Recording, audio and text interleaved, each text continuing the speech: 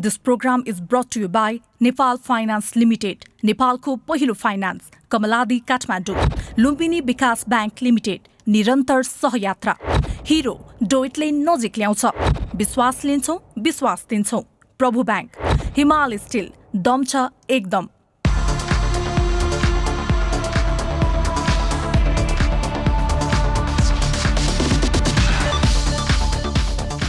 दर्शक नमस्कार।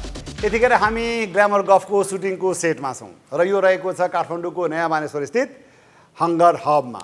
हङ्गर हबलाई विशेष धन्यवाद दिँदै कार्यक्रममा यहाँलाई हार्दिक स्वागत तथा अभिवादन गर्न चाहन्छु।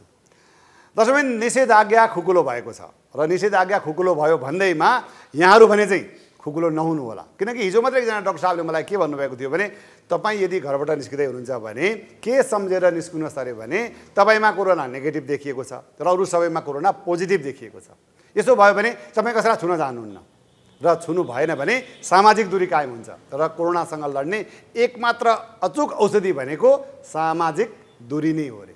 अब भने आजको हाम्रो पाहुनाबारे यहाँलाई परिचय गराउन चाहन्छु। हजुर, आजको पाहुनाको कला यात्रा र मेरो चलचित्र पत्रकारिता यात्रा लगभग एउटै समयमा सुरु भएको हो, यसर्थ हामी लगभग समकालीन नै हौँ। तथापि आज पनि उहाँ उत्तिकै तरोताजा देखिनुहुन्छ, उत्तिकै सुन्दर देखिनुहुन्छ। हजुर, यति भनेपछि यहाँले पक्कै पनि गेस गरिसक्नुभयो होला। हजुर, उहाँ अरू कोही नभएर उहाँ हुनुहुन्छ लोकप्रिय अभिनेत्री, सदाबहार अभिनेत्री करिश्मा मानन्द। कुनै बेला कि नम्बर 1 नायिकाका रूपमा चर्चित करिश्मा मानन्द आज पर्यन्त पनि उत्तिकै चर्चित लोकप्रिय र सुन्दरी अभिनेत्रीका रूपमा चिनिन्छन्। करिश्माले अहिलेसम्म लगभग 150 भन्दा बढी चलचित्रमा अभिनय गरिसकेकी छन्। ढुकढुकी, बाबुसाहेब, फागु लगायतका चलचित्रको निर्माण समेत गरेकी छन् करिश्माले।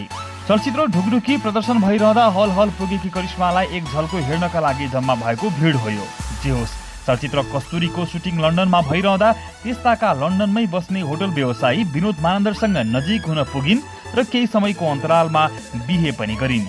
अहिले करिश्माकी छोरी कविता पनि 27 वर्ष पुगिसकेकी छन्। तत्कालीन राजा वीरेन्द्रबाट गोर्खा दक्षिण बाहु चौथो प्राप्त गरेकी करिश्मा दर्जनौं अवार्ड र सम्मानबाट सम्मानित समेत भइसकेकी छन्।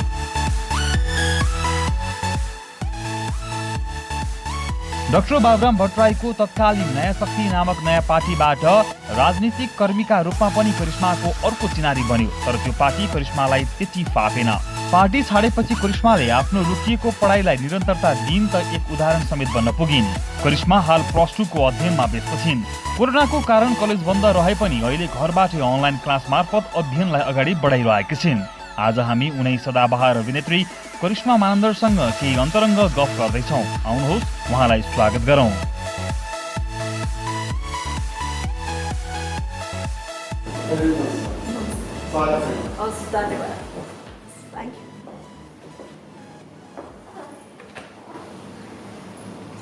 करिश्माजी, अब तपाईँको यो 3 दशक लामो, 3 दशक भयो है त यो कला यात्रा? बढी भयो। यो 3 दशक लामो तपाईँको कला यात्रामा त धेरै तपाईँको अन्तर्वार्ताहरू आए।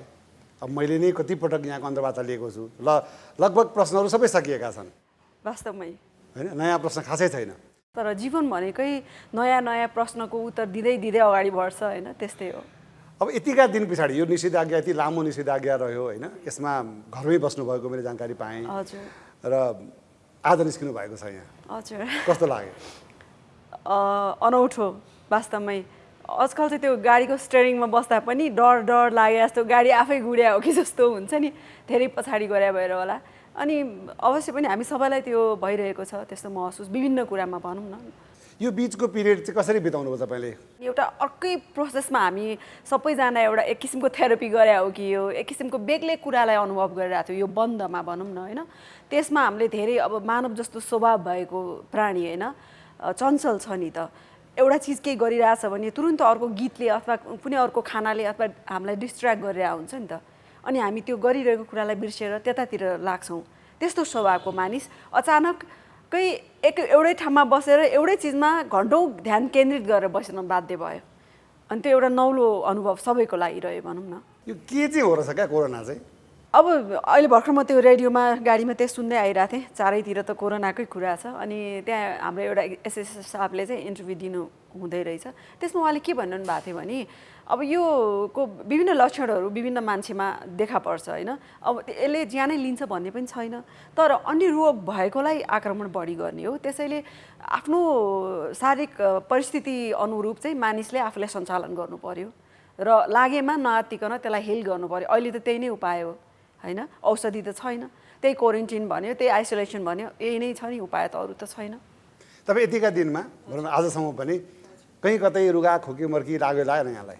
मलाई लाग्यो एकचोटि लाग्दाखेरि त्यो डर भयो कि भएन? मलाई सुरुमा को बेला भएको हुनाले अलिकति त्यस्तो डर त्रास पनि भयो। कस्तो यो छ नि हाम्रो साइकोलोजी मानसिक त्यो जुन प्रकारले हामी सबल र स्टेबल अथवा चाहिँ स्ट्रङ हुनुपर्छ त्यो चिजलाई चाहिँ अलिकति गुमाएको अवस्था छ। हामी सबैले अलिकति कमजोर भएका छौँ कि हामी भने जस्तो नि, त्यही कारण आफ्नो मानसिक स्थितिलाई चाहिँ उच्च राख्नु पर्यो, त्यही नै हो। अब तपाईँको यो 30-32 वर्षे कला यात्रा बिताउनु भएको छ यहाँले होइन?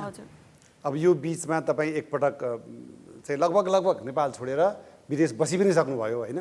अब त्योभन्दा अगाडि पनि यहाँको त अब पहिला लन्डनमा त अब यहाँ स्थायी बसोबासै त्यहीँ थियो, यहाँको बस्नुहुन्थ्यो त्यहाँ। यो 32 वर्षे कला यात्रामा चाहिँ ठ्याक्कै मैले यो पाएँ र यो गुमाएँ भन्न सक्नुहुन्छ कि?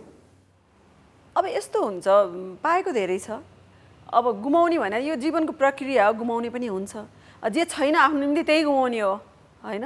राम्रा कुरा पनि हुन्छन्, किनभने मानिसको हिजोको जे थियो त्यसले आज जे छ त्यो निर्माण हिजोले गर्ने हो भने आज म जुन परिस्थितिमा छु एकदम सन्तुष्ट छु भने चाहिँ मेरो हिजो फर्केर हेर्नलाई त्यति लाज मान्नुपर्ने खालको छैन होइन। तर एउटा सग्लो रुखमा अलिअलि ऐँजेरोहरू भएन भने त्यसको श्रृङ्गार पनि हुँदैन, त्यस्तो पनि आयो जीवनमा परिस्थिति, त्यो पनि ठिकै छ नि, त्यो पनि ब्युटी हो भन्न ठान्छु म चाहिँ। र पाएको धेरै छ र विशेष गरिकन नेपाली दर्शकहरूले धेरै दिनुभएको छ, त्यो एकदम सन्तुष्ट छु म। मैले कहीँ कतै जस्तै कहीँ तपाईँको बारेमा सञ्चार माध्यमहरूमा पत्र पत्रिकाहरूमा चाहिँ कुनै पत्रकारले नबुझिकन केही कुरा लेखिदिँदाखेरि धेरै ठुलो चोट परेको पनि मैले यहाँलाई देखेको छु क्या। त्यस्तो बेला चाहिँ बेकारमा लागेको जस्तो लागेन यहाँलाई? मलाई लाग्दैन, किनभने यो it's a part of the game भन्छ नि, हामी खेल्छौँ नि, खेलमा नियम हुन्छ, रेड कार्ड येलो कार्ड गेमरमा हुन्छ, हाम्रोमा नि त्यो रुल हुन्छ। किनभने अनि because we are public figure, हामी चाहिँ नि जनताको मान्छे भएपछि हाम्रो राम्रो नराम्रो कुरा जान्छ, अनि कति बेला नराम्रो पनि कुरा जान्छ। पत्रकारहरू पनि त सबैजना चाहिँ नि बुझेको जानेको हुन्छ भन्ने पनि हुँदैन, उहाँहरूलाई के लाग्छ लेख्नुहुन्छ, अनि त्यति बेला कहिलेकाहीँ मन चाहिँ दुख्छ, तर म त्यस्तो रियाक्ट गर्दिनँ धेरै। ठिकै छ, उहाँले नजानेर देख्नुभयो, समयले उहाँलाई बताइदिन्छ कि के हो सत्य भनेर छोडिदिन्छु, धेरै रियाक्ट गर्दिनँ म चाहिँ। अब रियाक्ट गर्दिनँ भन्नुभयो, तर यहाँको सामाजिक सञ्जाल यहाँको फेसबुकलाई खोतल्ने हो भने चाहिँ एउटा कुरा लेख्नुहुन्छ, यति धेरै त्यहाँ कमेन्टहरू आउँछ कि तपाईँ त्यसबाट आत्तिएर फेरि डिलिट गरिदिनुहुन्छ हो? होइन, डिलिट गर्दिनँ, तर मलाई लाग्यो कि त्यो मैले गलत भनेको थिएँ भने म डिलिट गर्छु। त्यो एक दुईचोटि मात्रै भएको छ, धेरै भएको छैन। नर्मली म बुझाउने प्रयास गर्छु, किनभने सामाजिक सञ्जाल भनेकै त्यही हो कि उहाँहरूसँग हामी इन्टरेक्ट गरेर हुन्छौँ होइन, अनि यो मानव समाज नै त्यही हो नि, अरूलाई बुझाउने र आफू बुझ्ने, बुझाउने प्रयास गर्छु र बुझ्नु भएन भने छोडिदिन्छु म। र कुनै चाहिँ आफैले पनि लाग्छ कि यो पर्सपेक्टिभबाट त म गलत थिएँ, मैले यो उहाँहरूलाई हर्ट भयो यसले भने पछाडि म त्यो डिलिट गरिदिन्छु। अब तपाईँको एउटा एक प्रकारको कालखण्ड थियो होइन, तपाईँका समकालीन थुप्रै कलाकर्मीहरू, तपाईँहरूको एउटा एकदमै राम्रो कालखण्ड बित्यो। हजुर। आज अब यतिखेर आएर पुस्ता परिवर्तन भएर अर्को कालखण्ड हाम्रो सुरु भएको छ होइन, के लाग्छ? त्यो ठिक थियो कि अहिलेको ठिक जस्तो लागिरहेछ? मलाई सबै ठिक लाग्छ। कस्तो भने मेरो पुस्ता कालखण्ड परिवर्तन भएको यो तेस्रो चौथो देखिसकेँ मैले त, अनि यसरी नै कुनै पनि क्षेत्रले अगाडि बढ्ने हो भने पछाडि कुन ठिक थियो, कुन हामी नभावे यो हुँदैन थियो, यो नभावे अब अगाडि बढ्दैन होइन। अनि समय भनेको जहिले पनि डाइनामिक छ, परिवर्तनशील छ होइन, गतिशील छ भनेपछि नयाँ चिजको स्वागत गर्नुपर्छ र पुरानोलाई चाहिँ सम्मान दिँदै गुड बाई थ्याङ्क यू भनेर अगाडि बढ्ने हो नि त। भने पछाडि त्यो सब ठिक छ। अब हाम्रो 40+ पनि यही समाजमा हुनुहुन्छ, 21 को पनि यही हुनुहुन्छ भने सबैको चोइसको बनाउनु पर्यो। त्यही मुभी भनेकै त्यही नै हो क्या। एउटा मुभी चलचित्रले चाहिँ एउटा 80 वर्षको, एउटा 40 वर्षको, एउटा 20 वर्षको एउटा सबैको प्रतिनिधित्व गरोस्, त्यही नै हो नि चलचित्र त। आज धेरै पछि यहाँले 40+ भन्नुभयो नि, मैले धेरै अगाडिदेखि 40+ भनेको छु। ठ्याक्कै भन्न मिल्छ?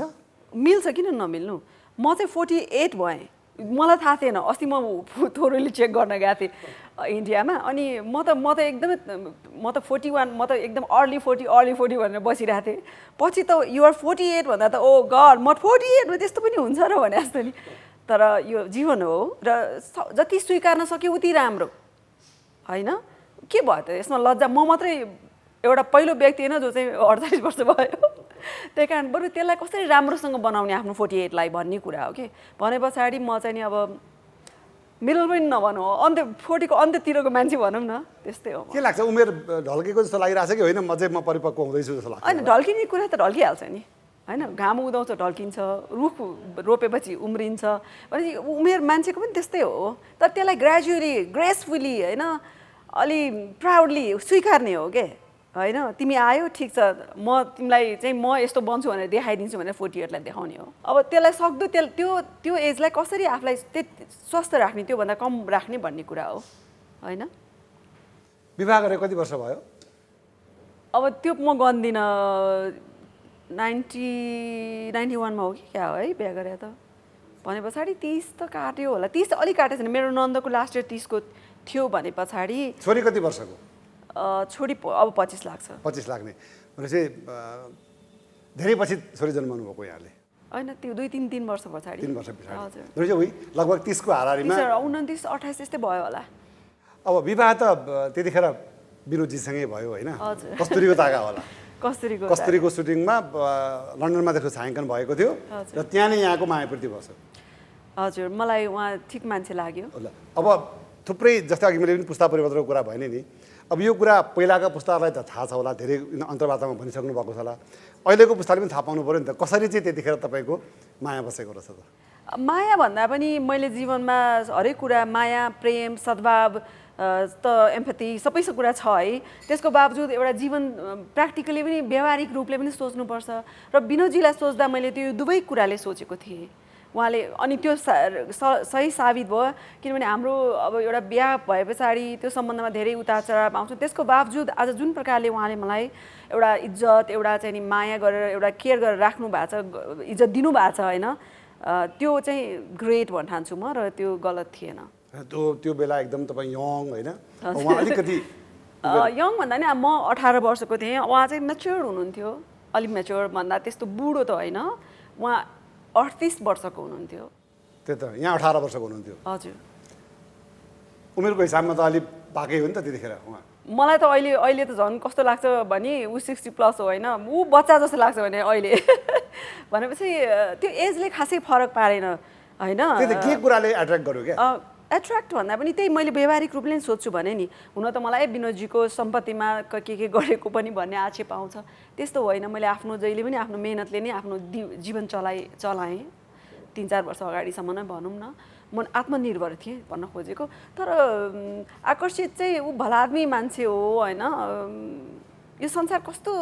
भइसक्यो कि त्यो मध्येमा he is one of the best person भन्छु म एज अ ह्युमन बिइङ उहाँ चाहिँ एउटा राम्रो मान्छे हो विनोदजी राम्रो मान्छे हो त्यही भएर एउटा रुफको एउटा छतको तल हामी अहिलेसम्म छौँ किनभने त्यो मानवता भन्ने कुरालाई हामी दुवैले बिर्सेको छैनौँ होइन हाम्रो जिम्मेवारी भन्ने कुरा बिर्सेको छैनौँ मलाई के लाग्छ प्रकाशजी भने यो अलि बाठो हुन खोज्या होइन तर मिडल म्यान भन्छन् मलाई जहिले पनि यो के हुन्छ नि हाम्रो सम्बन्धमा थुप्रै मान्छेहरू जोडिएको हुन्छ कि जीवनमा मेरो आमा विनोदजीको बुवा उसको फ्यामिली होइन नजिकको टाढाको मेरो होइन अनि हाम्रो कुनै पनि क्रियाकलापले ती सबै प्रभावित हुन्छन् कि अनि त्यही कारण हामीले कुनै पनि निर्णय लिँदा जे गर्दा पनि त्यो सब कुरालाई मध्यनजर राख्नुपर्छ जस्तो लाग्छ मलाई त्यो चिज हामी दुवैले बिर्सेनौँ कहिले पनि अब लोकलेश स्वास्नीको झगडा परालको आगो भन्छन् नि भन त होइन त्यस्तो एकदमै बोलचालै बन्द हुने गरी झगडाहरू पनि हुन्थ्यो वास्तवमा झगडा भन्दा नि पहिला सुरुमा केटाकेटी हुँदा चाहिँ अलिक म त्यस्तो गर्थेँ होला पछि कस्तो भयो भन्दाखेरि वास्तवमा बोलचाल बन्द चाहिँ धेरै हुन थाल्यो कि अब रिस उठ्यो भने बरु नबोलिदिने तर नकराउने म त्यो सुझाव सबैलाई दिन्छु फेरि यो झगडाको औषधि भन्ने एउटा पढाएको छ नि नबोलिदिनुहोस् नबोलेपछि त्यो मान्छे अझै क्युरियस हुन्छ कि अर्को सामान्यको पार्टनर कि किन बोलेन होइन उसलाई बोल्ने तरिका कसरी अपनाऊ भन्ने उसले पनि सोच्न थाल्छ अटेन्सन पाउँछ भनौँ न एक किसिमले भनेपछि त्यो चाहिँ बेस्ट उपाय हो नबोल्ने अनि 2-3 दिनपछि झन् राम्रो हुन्छ त्यो के दिउँ उसलाई के ल्याइदिउँ के खान मनपर्छ होइन तपाईँलाई थाहा छ त यो चाहिँ अहिलेको कुरा अहिले भन्दा धेरै वर्ष भइसक्यो अब यो त पहिला चाहिँ म अलिक केटाकेटी थिएँ नि त जिद्दी गर्थेँ जे कुरालाई पनि होइन मेरो बानीहरू अलि त्यो यङ मान्छेमा हुनुपर्ने कस्तो बानी हो त्यस्तै नै थियो। त्यतिखेरको चाहिँ झगडाको स्थिति कस्तोसम्म हुन्थ्यो, कहाँसम्म पुग्थ्यो झगडा? झगडाको स्थिति चाहिँ त्यस्तो खासै हुँदैन, मलाई खास फुर्सद हुँदैन थियो झगडा गर्ने। अब झगडा गऱ्यो होइन, सपोज सुटिङमा यस्तो व्यस्त हुन्थ्यो कि 2 दिन 3 दिन सुटिङमा म हराएपछि त सुटिङमा व्यस्त भयो, विनोदजीले बिजी छ भन्नुहुन्थ्यो, अनि उहाँले पनि बिर्सिनुहुन्थ्यो। त्यो झगडा चाहिँ सुटिङले धेरै रोकिदिएको छ फेरि व्यस्तताले भनौँ न। त्यसो अहिले चाहिँ अब झगडा भयो भने तपाईँ बोल्नुहुन्न, त्यसै झगडा मिल्छ अहिले चाहिँ? अहिले आफै हुन्छ। अहिले चाहिँ अब मोर सल्लाह अहिलेको अर्कै स्टेज हो क्या यो। अर्कै विनोदजीको सबभन्दा राम्रो बानी चाहिँ के रहेछ? विनोदजीको सबभन्दा राम्रो बानी चाहिँ ऊ राम्रो मान्छे हो। अब म कसरी भनौँ, ऊ सबै धेरै राम्रो बानी छ उसको। नराम्रो त ऊ लेट छ नि लेट छ, अनि प्लस एजले गर्दा नि होला राखेको चिजहरू ठाउँमा बिर्सिने। जस्तो हिजोदेखि हाम्रो नागरिकतामा खोजिरहेको थिएँ, उहाँले राखेपछि मलाई थाहा छ उहाँले राखेको, अनि खोज्दा 24 आवर टाइम दिनुपर्छ, डेडलाइन दिनुपर्छ, ल 24 आवरभित्र खोज्नुपर्छ यो भनेर त्यस्तो। जस्तै यो जुन तपाईँको प्रेम जीवन रह्यो नि, त्यो लामो समयसम्म रह्यो कि तुरुन्तै बिहा गरिहाल्नु भयो? वास्तवमा मैले प्रेम जीवन नै डेटिङ नगरिकन बिहा गरेँ हो होइन। अब प्रेम जीवन भन्छौँ हामी, यो भन्छौँ, यो खै त्यस्तो त त्यो लबी डबी अल द्याट त्यस्तो चाहिँ मेरो चाहिँ भएन। प्र्याक्टिकल हो, हस्बेन्ड वाइफ सुरुदेखि थियौँ भनौँ न। अब धेरै वर्ष भयो यङमा बिहा गरेँ, त्यस्तै हो। लन्डनमा छायाङ्कनको क्रममा यहाँको प्रेम भयो, भेटघाट भयो, एकअर्कालाई ठिक छ कि क्या हो भन्ने खालको भयो। विनोदजीले त्यो यसम्म बिहा नगरायो भने मुवा बुवाले अलिकति सोध्या रहेछ। तर त्यहाँनिर हाम्रो एउटा गल्ती चाहिँ के गर्यो भने, विनोदजी मेरो तर्फबाट त बिहा नै भयो बगलामुखीमा राम्रोसँगै, मेरो मम्मी सबै सहभागी भएर। विनोदजीको चाहिँ एउटै छोरालाई उहाँले बिहा गर्न विनोदजीले सोध्नु भएन छ, त्यहाँनिर मिस्टेक भयो। अनि त्यो म जहिले पनि रिग्रेट गर्छु, किनभने आफ्नो अहिले मलाई थाहा छ नि त होइन, मेरो छोराछोरीलाई आफैले बिहा गर्न मन लाग्दो रहेछ होइन। भने पछाडि यदि त्यो गरिदिएको भए कति राम्रो हुन्थ्यो जस्तो लाग्छ अहिले चाहिँ। हुनु त बुवा मुवाले अहिले बुवा हुनु न मुवाले त्यो कुरालाई महसुस गरेको छैन, तैपनि म आफैलाई चाहिँ महसुस हुन्छ आजकल। के त छोरीको बिहा गर्न मन लागिरहेछ? अब उसले चोइस, अहिलेको बच्चाहरू फरक छन् हामी भन्दा। अब यस्तो अब कबुले चाहिँ अब म रेडी भएँ म गर्छु भने पनि गरिदिने हो। फेरि अहिले चाहिँ तिमी 20को सक्यो अब गर्नुपर्छ भन्ने छैन नि त, अहिले त फरक छ। अब यहाँको छोरी पनि फिल्म लाइनमा प्रवेश गरेको भन्ने हामीले समाचार चाहिँ पढ्यौँ होइन, फोटोहरू पनि हेऱ्यौँ, तर त्यो फिल्ममा आएन। अब त्यो सबै कुराले त्यसको पूर्णता पाउँछ भन्ने हुँदैन। अब त्यो चलचित्र पनि त्यस्तै भयो होइन। अब कबुको त्यो बेलामा रहर पनि गर्यो र त्यसले उसलाई डिसपोइन्ट पनि गर्यो, त्यसपछि फेरि गरौँ भने रहर मेटियो जस्तो छ उसको, अहिले कुरा गर्दैन। अब हेरौँ के भन्न सकिन्छ र भोलिको दिनमा। अब जस्तै नि विनोदजीसँग यहाँको विवाह भयो होइन, तर विनोदजी भन्दा अघि पनि कोही त्यस्तो पुरुष आएको थियो यहाँको जीवनमा? अब मैले यो कविता बिहा गर्ने बेला छोरी भएको मान्छेले यस्तो नेसनल टेलिभिजनमा यस्तो भन्न मिल्ला त? आफ्नो अनुभव सेयर गर्नु के होइन, मेरो विचारमा आई वाज टु यङ त्यो बेलामा नि त्यस्तो आकर्षित हुने। वास्तवमा विनोदजीलाई भन्दा पहिला चाहिँ मैले त्यस्तो कामलाई भन्दा अरू चिजलाई ध्यानै दिन जस्तो छ क्या। मौकै मिलेन भन्दा पनि मलाई त्यस्तो मान्छे याद छैन जो चाहिँ विनोदजी भन्दा अगाडि कोही योसँग चाहिँ म आई वाज ह्याभिङ अफेयर भन्ने नै सम्झिनु खोज्दा नि पत्ता लगाउन सक्दिनँ। त्यो चाहिँ अरूले गर्थ्यो कि मलाई चाहिँ कोही ओहो भन्ने लाग्दैन थियो। अनि पछि विभिन्न मान्छेहरू मन पर्यो, पर्सनालिटी मन पर्यो, कसैको व्यवहार, कसैको आवाज राम्रो, विभिन्न व्यक्तिहरूको अहिले पनि लाग्छ कहिले ओहो उहाँ त he is kind of you know भने जस्तो लाग्छ, आकर्षक हुनुहुन्छ उहाँ भने जस्तो अहिले पनि लाग्छ। त्यो जसलाई पनि लाग्छ होला, तर त्यो अफेयर गर्ने, प्रेम गर्ने अथवा चाहिँ अरू अन्य कुनै दृष्टिकोणले चाहिँ मैले अफेयरमा चाहिँ कहिले बस्नु भएन? बसेन म त्यस्तो। तर बिचमा एउटा कुरा चाहिँ के आयो भने विदेश बस्दा त कहीँ कतै कोहीसँग अफेयरमा बस्नु भएको भन्ने यहाँ धेरै टिका टिप्पणी। त्यो त विदेशमा राम्री मान्छे भन्थे मलाई है। अब त्यस्तो मान्छे यसै कसरी होइन गेस गर्ने त्यो कुरै भयो, अनि कोहीसँग नजिक भए पछाडि त्यो माथि पनि अपोजिट अर्को लिङ्गको मान्छे भनौँ न, महिला नभएर पुरुषसँग भएपछि त उसँग हुने नै भइहाल्यो। तर उहाँहरूले कहिले पनि त्यो सोच्नु भएन नि त्यो मान्छेसँग पहिला पछाडि के सम्बन्ध थियो, कस्तो थियो होइन, रिलेट गरेर सोध्नुहुन्न नि त। आज अब यसो हेर्दा त मेरो भित्री कुरा त उहाँहरूलाई थाहा हुँदैन नि, कसरी भन्न मिल्दैन। त्यो सबै त्यतिखेर जति पनि अब त्यो नजिक भइन्छ। फेरि हेर्नुहोस् प्रकाशजी, मान्छे नजिक भइँदैन भन्ने हुँदैन होइन, मान्छे नजिक हुन्छ, तर त्यो नजिक हुँदाखेरि चाहिँ त्यही के अरे सम्बन्धमै बस्नको लागि नजिक भए हुँदैन कि, त्यो त्यस्तो हेर्न मिल्दैन। सँगसँगै बसे तापनि एकदम नजिकको सम्बन्ध रहे तापनि त्यो प्रकारको रिलेसन कहिल्यै रहेन। त्यस्तो डिप डाउन त्यो भइदिए भए त त्यो जीवनले अर्कै मोड लिन्थ्यो होला। विभिन्न मानिसको चाहिँ नि 5 छोटछोटी विभिन्न मोड लिएको तपाईँले हेर्नु भएको छ नि जीवनमा।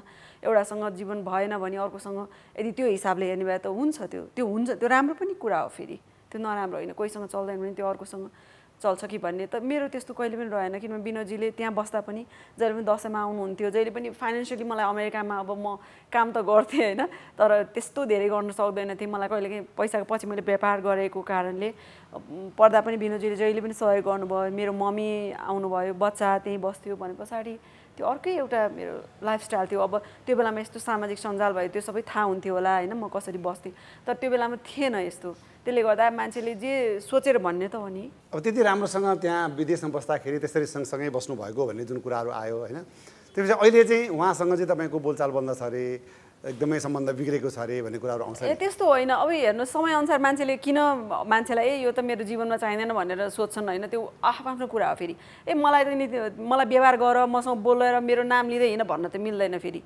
होइन तपाईँले भोलि मेरो नाम लिनु भएन, ग्ल्यामर गफमा बोलाउनु भएन भने पनि मैले पनि भन्न मिल्दैन। अब तर के भने म चाहिँ थ्याङ्क यू भन्छु। फेरि मेरो आफ्नो व्यवहारमा चाहिँ म जहिले पनि गर्छु। फेरि मेरो केही बिहा वर्तमान अथवा केही छ भने बोलाउनु पर्ने म चाहिँ बोलाउँछु। फेरि होइन अब सबैलाई याद गर्न सकिन्छ भन्ने पनि त छैन नि। त्यही त मैले थाहा पाएको चाहिँ उहाँले आफ्नो विवाहमा बोलाउनु भयो। तपाईँले कस्तो कुरा गर्नुभयो थाहा भएन है, तर अब खै अब आई गेस तपाईँले भन्नुभयो अब होइन, अब त्यो होला। तर त्यस्तो दुश्मनी पनि छैन, मेरो त कसैसँग दुश्मनी छैन। म त्यो भन्छु किनभने मान्छेले जे जाने त्यही गर्ने हो होइन, उसको नियत जे हो, उसको संस्कार त्यो हो, त्यही गर्ने हो नि त। तर हामी चाहिँ नगरौँ भन्छु, म त्यही भन्न चाहन्छु। हाम्रो एउटा सेगमेन्ट चाहिँ के छ भनेदेखि चाहिँ धर्म सङ्कट भन्ने। धर्म सङ्कटमा म 2वटा नाम लिन्छु या 3टा नाम लिन्छु, त्यसमध्येमा एउटा चुज गर्नै पर्ने हुन्छ। त्यसमा तपाईँले व्याख्या गर्न पाइँदैन, सिधै भन्नुपर्ने हुन्छ। यो एक प्रकारको रमाइलो गेम जस्तै हो। हुन्छ भनौँ, सोधौँ। हुन्छ, सोध्नुहोस्। 2जना मध्ये 1जना छान्नुहोस्। 2टा अभिनेता तपाईँका समकालीन, राजेश हमाल कि भुवन केसी? राजेशजी अभियसली होइन, उहाँसँग धेरै काम गरेँ। अब राजेशजीको कुरा आएपछि नि यो धर्म सङ्कट होइन, फेरि प्रश्न जोडेँ मैले। तपाईँ आफ्नो चाहिँ व्याख्या गर्न मिल्ने अनि हाम्रो चाहिँ नमिल्ने, त्यसै भुवन दाइको व्याख्या गरिदिइहाल्नु। म होइन मैले खालि यो धर्म सङ्कटमा व्याख्या होइन कि, राजेशजीको कुरा आएपछि एउटा प्रश्न गर्न मन लाग्यो मैले। जस्तै कि राजेशजीसँग धेरै फिल्महरू गर्नुभयो, धेरै फिल्म गरेँ, ट्युन पनि एकदम राम्रो मिल्यो। त्यतिखेर केसम्म मान्छेले भन्थे भने दर्शकहरूले चाहिँ राजेशजी र करिश्माजीको चाहिँ बिहा भइदिए हुन्थ्योसम्म पनि भन्थे क्या। अहिले पनि म त्यो कमेन्ट्सहरूमा देख्छु। तर यही हो कि सबै कुरा सुनेको कुरा हुँदैन, किनभने मान्छेले आफ्नै एउटा मानसिकता जुन बनाएको छ त्यो सत्य हुँदैन क्या कहिले पनि। राजेशजीले पनि कहिले त्यस्तो प्रस्ताव राख्नु भएन है? आई रेस्पेक्ट हिम है, एकदमै हाइली रेस्पेक्ट गर्छु म उहाँलाई। रेखा थापा कि निरुता सिंह? रेखा थापा अभियसली। अब अहिलेका नायिकाहरू हजुर, स्वस्तिमा खड्का कि सुहाना थापा?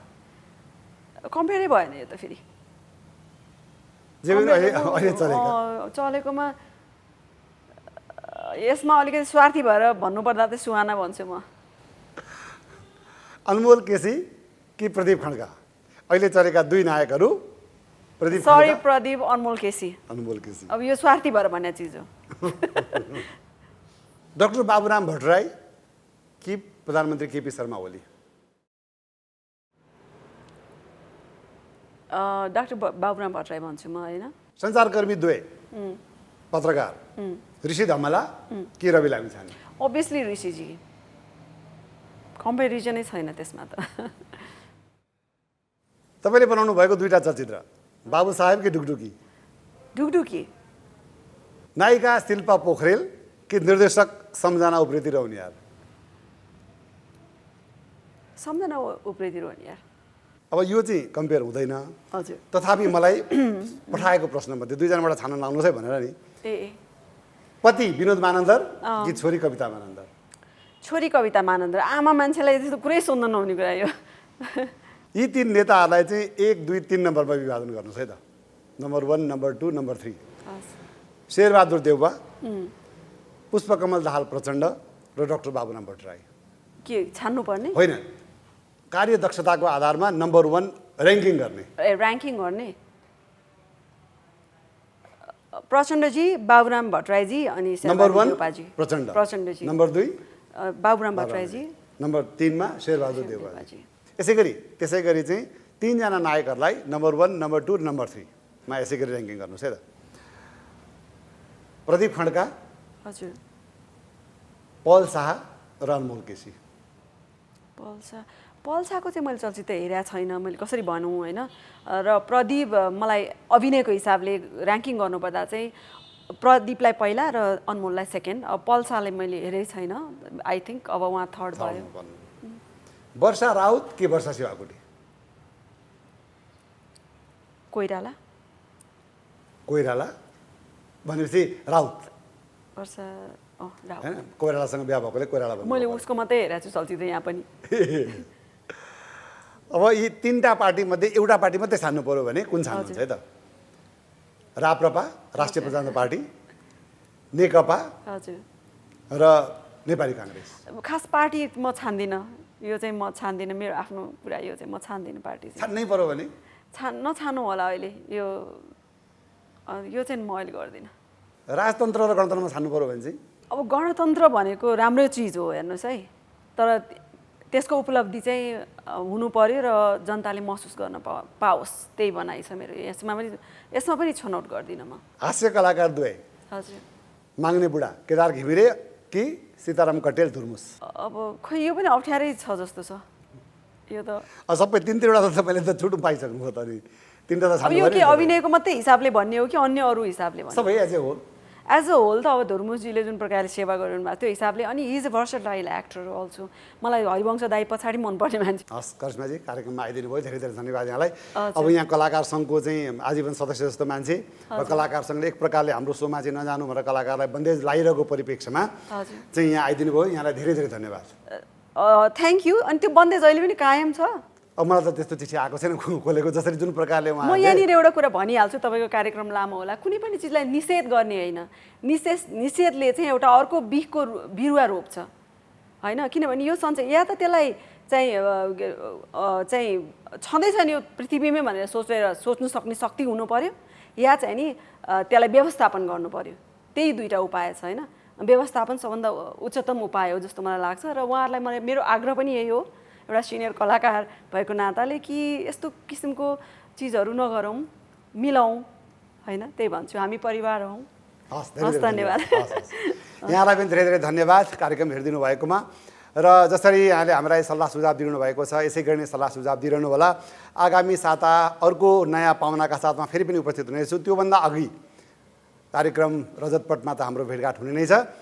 तबसम्मलाई मलाई र मेरो इन्टायर टिमलाई बिदा दिनुहोस्। AP1 HD भने हेर्दै गर्नुहोला।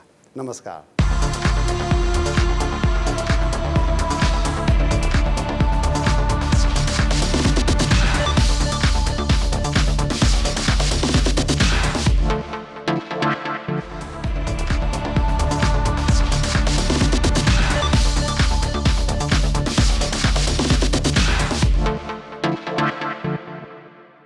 This program is brought to you by Nepal Finance Limited, नेपालको पहिलो फाइनान्स, कमलादी काठमाडौँ, लुम्बिनी विकास ब्याङ्क लिमिटेड, निरन्तर सहयात्रा, हिरो डोइटले नजिक ल्याउँछ, विश्वास लिन्छौँ, विश्वास दिन्छौँ, प्रभु ब्याङ्क, हिमाल स्टिल, दम छ एकदम।